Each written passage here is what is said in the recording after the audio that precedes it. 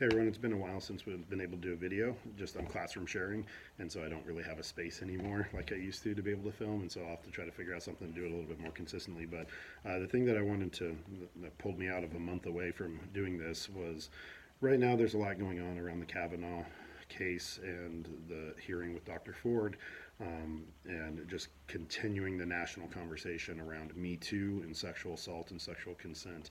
And there's for as an educator, I think it's really, really important to see how that's impacting your students and how it may be silencing students and how it may be making them feel unsafe. And I think it's your responsibility, it's my responsibility as an educator to provide a space where students feel like they're important and that their story matters and that you are a person that they can trust with that and that they can tell and that you will support them, you will believe them, and you will help them get through that process.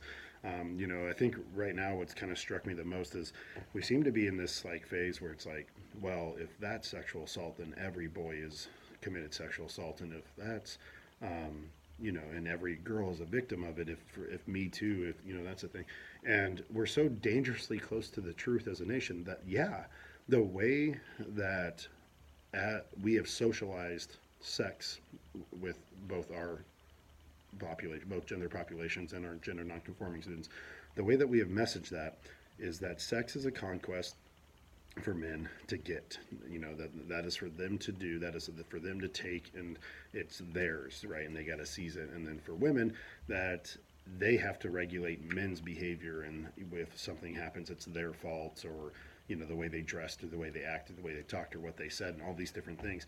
And so when we have all been socialized that way, there's a high likelihood that a very high percentage of men have committed things that are sexual assault. And you may not think, well, like I've never raped anybody or things like that.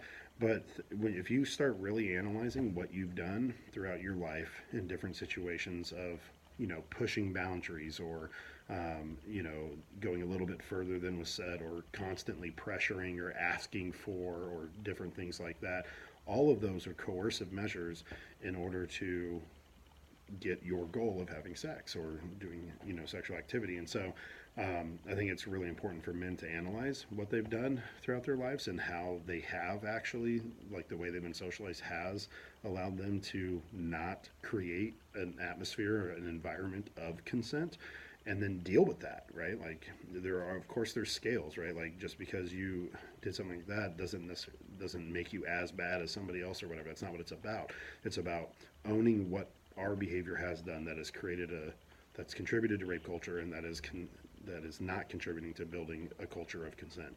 And then for women, yeah, like some of them don't think it's a big deal that they were groped or somebody did this or did that, or a boyfriend. I mean, I've talked personally about like my wife and I when we were youth, and that I feel like I used coercive measures by, asking for sex repeatedly and constantly bringing it up, and going a little bit further than they said or she said, or different things like that. And she doesn't look back on that like she doesn't feel assaulted from that.